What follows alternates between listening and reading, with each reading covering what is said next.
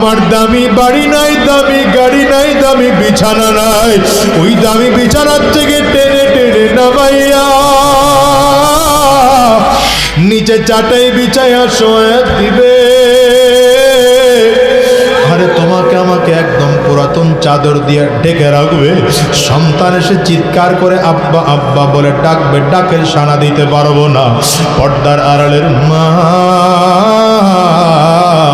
সন্তান এসে মা বলে ডাকবে, ডাকের সাড়া দিতে পারবো না।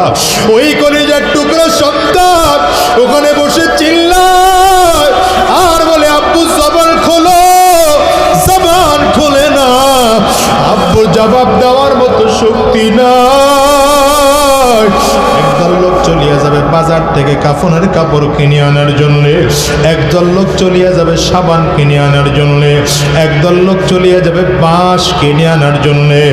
বাজার থেকে বাঁশ কাটিয়া আরে কাঁচা বাঁশগুলো দিয়া কবরের মধ্যে সুন্দর করে কবর খনন করিয়া তোমাকে আমাকে বাগানের কিনারা নিয়ে গোসল করায় 3টা কাপড় দিয়া প্যাকেট করবে।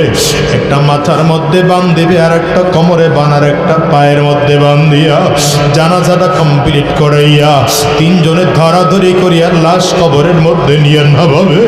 আরে দুনিয়ার যুবক, যদি চোখে পানি না আসে কান্নার বান্দরে মালিকের কাছে মাপ চাও।